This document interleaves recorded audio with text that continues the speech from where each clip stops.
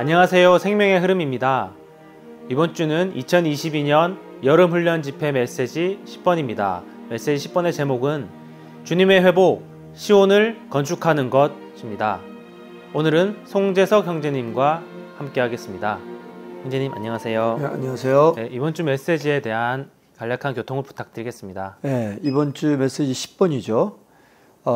주님의 회복, 시온을 건축하는 것, 이렇게 제목이 되어 있습니다. 그래서 로마서 1번에 시온은 다윗 왕의 성이자 예루살렘 성의 중심으로 그것의 땅에 있는 하나님의 거처인 성전이 건축되었다고 되어 있죠. 그래서 이제 여기서 이제 예루살렘과 시온과의 관계인데요. 예루살렘은 교회를 나타내는 예표입니다. 반면에 이제 시온은 교회 안에입니다. 이기는 이들을 나타내는 예표죠. 그리고 이제 시온이 사실 이기는 이들인데요. 이 시온인 이기는 이들은 그리스도의 몸의 실제입니다. 그리고 각 지방에 있는 교회들 안에서 몸의 건축을 완결하여 완결된 거룩한 성 새 예루살렘, 곧 영원 안에서의 하나님의 거처인 최종적인 지성소를 이끌어오죠. 이 최종 입방체 지성소입니다. 이것이 이제 새 예루살렘이죠. 그리고 교회 생활은 오늘날의 예루살렘입니다. 그리고 교회 생활 안에는 반드시 오늘날의 시온인 한 무리의 이기는 이들이 있어야 되죠. 이것이 로마서 1번에서 말하는 결과인데요. 로마서 2번에서는 그렇다면 주의 회복이 무엇인지를 다시 한번 우리 일깨워주는 그러한 이제 소제목인데, 바로 이 주의 회복은 여러 가지로 얘기했죠. 진리의 회복, 진리의 생명의 회복, 생명의 체험의 회복, 모든 지혜들이 기능을 발휘하는 회복, 이렇게 하지만 주의 회복을 오늘의 메시지 10번에서 관점에서 볼 때 주의 회복은요, 시온을 건축하는 것이라고 했어요. 그래서 이 예루살렘의 특징들과 생명과 축복과 세워짐이 다 시온에서부터 나오거든요. 그래서 예루살렘이 잘 되려 이제 시온이 잘 돼야 됩니다. 특별히 이제 요한계시록에서 주님께서 원하시고 건축하시는 것은 사실 시온, 이기는 이들입니다. 첫 장부터 많이 강조하죠. 이것은 하나님의 거룩한 말씀 안에 있는 영적인 계시의 내적인 실제고요. 확실히 우리는 어떤 대가가 들더라도 이 실제를 가져오기 위해서 기도함으로써, 마치 바울이 했던 것처럼 기도함으로써 이 대가를 지불해야 됩니다. 특별히 그 로마서 2번의 마지막 F번에서 사도 바울이 에베소의 성도들에게 쓴 서신에서 이렇게 나타나는데, 연합된 영안의 생활함으로써 그리스도의 몸에 실제 안에 사는 이기는 이들의 생활을 살 수 있음을 계시하고 있습니다. 네, 아멘. 네, 형제님 말씀하신 대로 주님의 회복은 시온을 건축하기 위한 것인데, 그렇다면 우리 믿는 이들이 이러한 시온, 곧 이기는 이들이 되기 위하여 어떠한 이들이 되어야 하는지에 대해서도 또 교통 부탁드리겠습니다. 네. 그래서 참 이 시온이 이기는 이들인데, 우리가 시온이 되기 위해서, 이기는 이들이 되기 위해서 이제 로마서 3번부터 자세하게 설명이 나와 있습니다. 이기는 이들은 육체 되신 삼위 하나님, 곧 하나님 사람이신 그리스도를 누리며 그들의 마음에 시온을 향한 대로가 있는 이들이 바로 이기는 이들입니다. 그래서 우리 마음에 시온을 향한 대로가 있는가, 이걸 좀 볼 필요가 있어요. 이기는 이들이 되고자 하는 마음이 있는가, 이거 중요하죠. 로마서 4번에서 이제 그분의 기초가 거룩한 산들에 놓였네, 여호와는 시온의 문들을 더 사랑하시니 하는 시편 87편을 그대로 이렇게 1, 2절을 따왔는데요. 특별히 교회 안에 있는 이기는 이들의 예표인 시온은 거룩한 산들 가운데 가장 높은 봉우리에 건축되었음을 우리가 기억할 필요가 있습니다. 그것이 시온이죠. 그래서 거룩한 산들은 그 기초가 그리스도인 각 지방에 있는 이 교회들을 예표하고요. 하늘에 속한 시온은 영광스럽다는 말을 이제 듣게 되고, 시온인 이기는 이들은 바로 이기는 이들을 위한 이 최종 안식처가 되는 거죠. 하늘에 속한 시온이 그렇습니다. 그래서 이기는 이들의 최종 안식처. 그리고 시온의 문들은 드나들기 위한 것으로서의 교통을 상징합니다. 그래서 예루살렘에 12문이 있는 것 다 아시죠? 이러한 사실은 하나님의 거룩한 성이 교통으로 충만할 것임을 보여주고 있습니다. 그래서 우리 시온이 되려면요, 교통이 충만해야 됩니다. 교통에 대해 열려 있어야 되죠. 그리고 이제 시온으로 올라가며 부르는 노래가 시편 120편부터 144편까지 있어요. 이제 로마서 5번에서 그걸 말하고 있죠. 예. 바로 그 시편에 그 올라가는 노래는 성도들이 체험하고 찬송한 시온과 예루살렘에 대한 소중함에 대해서 아주 자세히 말하고 있습니다. 예. 특별히 이제 시편 132편에는 이기는 이들이 시온에 올라가는 것과 관련된 7 항목에 대해서 언급해요. 예. 이제 나중에 이제 듣게 될 겁니다. 예. 이러한 항목들은 교회 생활의 정상에 있는 것들이며 하나님의 산의 최고봉의 시온에 있는 이기는 이들의 상황을 묘사하고 있습니다. 그래서 마지막으로 오늘 교회 시대에서는 온전하게 되고 성숙한 하나님 사람들이 시온, 이기는 이들, 교회 안에 있는 활력 그룹들이지만 새하늘과 새 땅에서는 새 예루살렘 전체가 시온이 됩니다. 그래서 모든 믿는 이들이 이기는 이들, 바로 시온이 될 것입니다. 그래서 활력 그룹들, 또 새 예루살렘 전체가 시온이 되는 이야기, 정말 놀라운 메시지입니다. 아멘. 네, 형제님 오늘 교통 감사합니다. 네, 메시지 10분에 대한 간략한 요약을 해보았습니다. 이어서 이 메시지의 영상을 시청하시고 계속해서 위트니스 리 형제님의 영상을 보시도록 하겠습니다.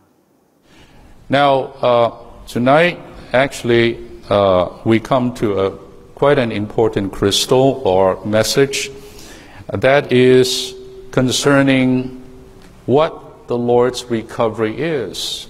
Now, there are many ways to describe or to explain what is the Lord's recovery. The Lord's recovery is the recovery of the truth, of the divine truth. That's certainly true. The Lord's recovery is the recovery of the experience of Christ, am I right, as life and everything to us. That is, of course, a great item of the recovery. The Lord's recovery is the recovery of the church. The Lord's recovery is the recovery of what? Of all the saints being perfected to function by the gifts, am I right? To do the work of the ministry, to build up the body of Christ. And that is a great recovery. There are many ways to describe the Lord's recovery. Tonight, we will describe the Lord's recovery in a most special way. Probably in a way that we don't generally, often, regularly talk about. Perhaps this may even be new to us, a new thought to us. Well, let's be open to that. The Lord's recovery, according to the outline tonight, the burden tonight, is to build up Zion. To build up Zion. When I came to the church life so many decades ago, one of the greatest things that helped me and many of us was the picture of the return from the captivity of the children of Israel from Babylon. You remember that? You know that. And the recovery was portrayed in a marvelous way by the return of these captives after 70 years, according to Jeremiah's prophecy, and very much Daniel's prayer. There was a return of a remnant of these captives from the land of Babylon back to Jerusalem to rebuild the city, to rebuild the city walls, to rebuild the temple, and so on, to return to the land, to return to the city, and to restore the Lord's testimony. And many of us were captured by that vision, and truly this is a great picture of what the Lord's recovery is. In one accord, Brother Lee in 1969 have a special conference on the recovery of the city, right? The house and the city. We were crazy. We were like them that dream, right? It's in Psalms. We came back. We returned. We used to hang our harps in the trees of Babylon. We cannot sing. Now we can sing. It was Too wonderful. We've come back to Jerusalem. Well, if you just have that view, well, praise the Lord for that view. But tonight, we need to go on. The Lord's recovery is not just to come back to Jerusalem. That's a start. That's a start. To return to the land. To return to the land, the good land, the promised land. That's a start. To return to Jerusalem. That is a start. To rebuild the walls. Right? Here it says what? It is what? It is to build up Zion. Of course, they came back to rebuild the temple, and the temple actually is on Zion, right? But the stress at that time was not so much Zion. It was also around that time, brotherly study, the first time Psalms with us, Christ and the church as portrayed in the Psalms, and Christ's house, city, earth. Do you remember that? And Zion was very much covered. We have today many songs in our supplement on Zion. Oh, walk about Zion. All those came from the 60s, okay? But today, 50, 60 years later, my brothers and sisters, this matter of Zion has to be uplifted, has to be revealed to us in a fresh way, in a high way, I would even say in the highest way. You know, when we come to God, we should come to God through Christ. And the Christ is a real stairway, right? You come to the meeting hall, you come to it through the stairway. Christ is the stairway. Christ told us He's the way. You know, Philip said, Lord, show us the Father, and show us the way. The Lord says, I'm the way. He's the stairway, right? When I wrote this, why I dare to do so? Because of these first two verses of Book 2. Book 2 opens, as the heart pants after the stream water, so my soul pants for you, O God. My soul thirsts for God, for the living God. Right? This is the enjoyment of God. Don't forget, Book 2 begins with the direct enjoyment of God. Not only so, in the first book, it doesn't say the house of God and the seat of God so strongly. God haven't got a home yet. Why? Because you have to know. You tell me, who is God's home? Who is God's home? Right. God's home is Christ as the tabernacle. Right? In the first part of the New Testament, that means in the Gospels, it tells us clearly that God, by that time, got a home. Actually, it's not a stable home. It's a portable home.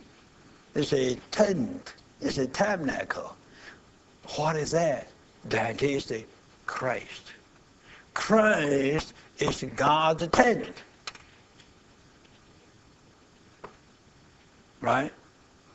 Then later on,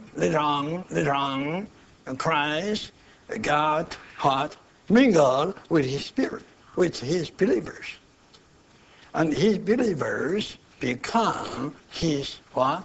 Extension, enlargement. So the church is God's home in the second sense. Not only so, you have to realize when Christ was the tabernacle of God, there could never be a kingdom. Christ can be a king without doubt. Right? When this tabernacle becomes enlarged, it becomes the temple, that is the church. I tell you, the church is with the king and with the dove. That is the kingdom. And the kingdom is signified by the city. If you go to Zion, Zion was a peak, right, of the mountain range on which Jerusalem was built. Jerusalem was built on a mountain range, and that mountain range has a high peak, right? And on top of that high peak, you have a temple. And that high peak is called Zion. On Zion, the temple was built there. And that temple is God's house. Around that temple, you have protection wall. That is called Jerusalem as the city, signifying God's kingdom. If you read 42 verses 3 and 9, you could see the reproach of their adversaries and the oppression of their enemies. So they were in a bad situation. Then we go on to capital D. Yet, what they were doing there. On the one hand, they were panting after God. On the other hand, they were what? They were recount the glorious and pleasant past to do what? To leading the festival multitude, a big group of God's people going to Zion to attend a feast there. And one of the psalmists was a leader. He led that festival multitude to go to Zion to enjoy God in his house, then in the temple, right, with his people. That was a very pleasant recounting. But let's check with you, is this right or not? Well, this writer was panting after God, right? After being stripped and remaining in a situation as a captive, in the captivity. Later on you will see, you could see where they have been captured to. Under that kind of situation, he was panting for God. Yet, at least in his thought, in his consideration, he left the panting after God and went to something else. What is this something else? That is the recounting of his past. My, how good was that? How glorious was that? And how pleasant was that? What? When I was there, right, leading a multitude, going to the feast, right? I was leading them to what? Ascend to the peak of them, to enjoy God there with God's people, feasting together and feasting with God. How pleasant was that picture. But I'd like to check with you, at this juncture, while he was panting after God, should he do that or not? If he did that, that was a departure from his panting after God. He should remain there in his panting after God for 1 hour, for 3 hours, for half a day. If you could do that, I admire you. This means they were away, right? They were away from the holy mountain, from the temple, the tabernacles. They asked God to give them some light and truth. You know, when you have the light with the truth, you have the way. You have the way. But by that time, they didn't have the way to get out of their captivity. They didn't have the way, they didn't have the leading to go back to Mount Zion, the holy mountain, and to go back to God's house there. To go back there that they may go to the altar of God, they like it, and to the God of their exaltations rejoicing. They just love God, they love the altar which is close to God's house. Could you see this? And this one, writer of the psalm, was really a lover of God. Right? He was panting after God, he was thirsting for God, and he was desiring to go back to Jerusalem, to get on Mount Zion, to raise the altar, right? Then they could enter the tabernacle to meet the God of their exaltation.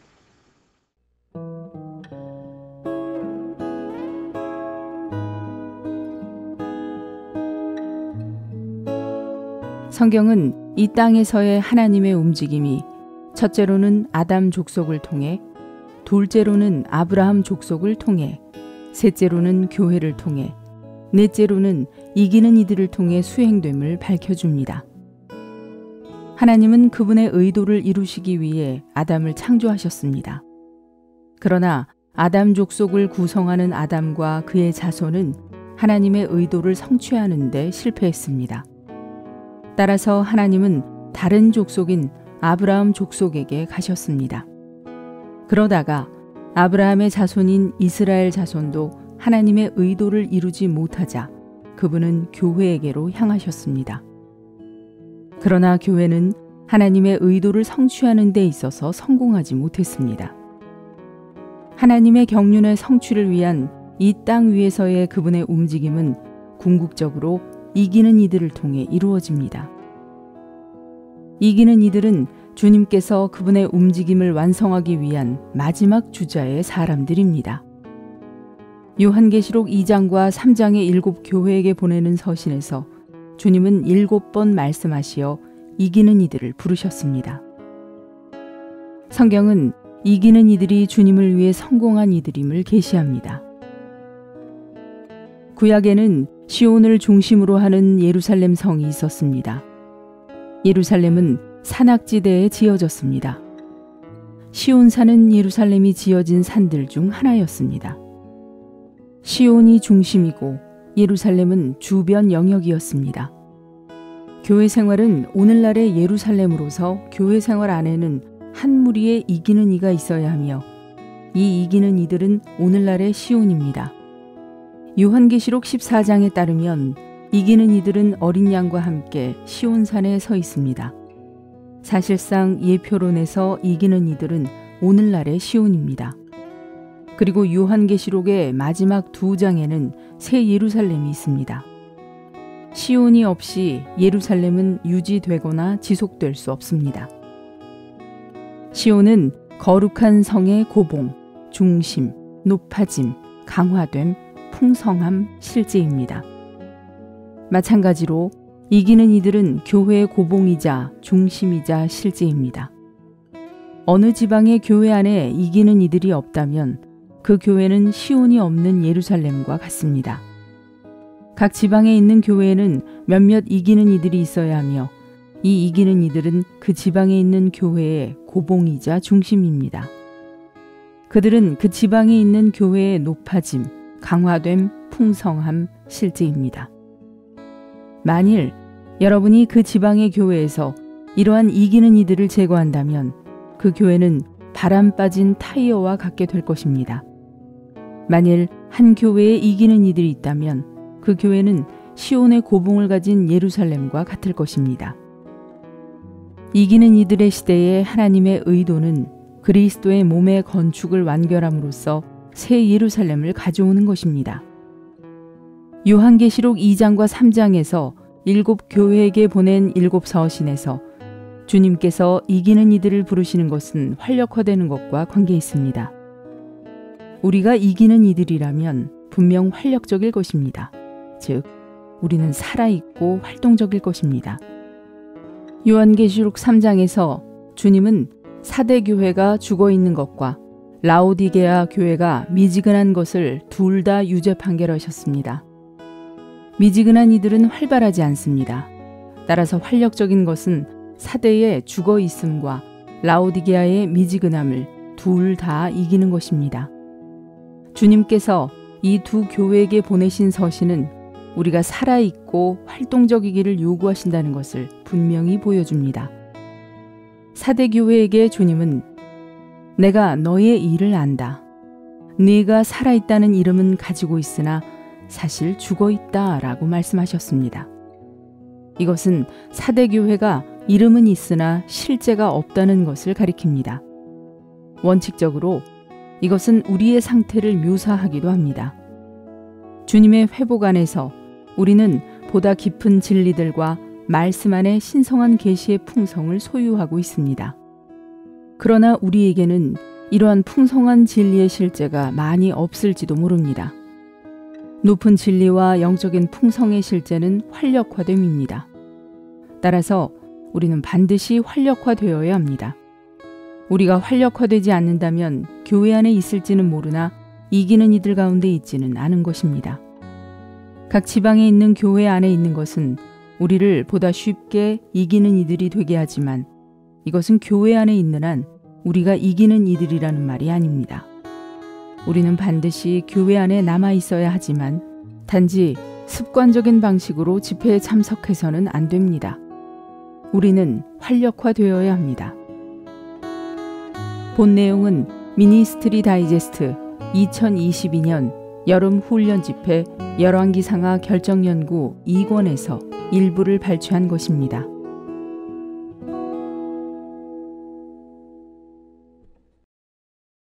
요한계시록 14장 1절은 또 내가 보니 어린 양께서 시온산에 서 계시고 그분과 함께 14만 4천 명이 서 있는데 라고 말합니다.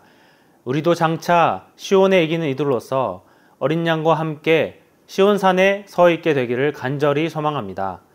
이번 한 주간도 이러한 소망을 갖고 우리 마음에 시온을 향한 대로가 있게 하여 박하 골짜기를 지나며 샘과 이름 비이신 그 영을 충분히 누리시기를 격려해 드립니다. 주의 회복은 시온을 건축하는 것임을 잊지 마시기 바랍니다. 그러면 저희는 다음 주에 다시 인사드리겠습니다. 감사합니다.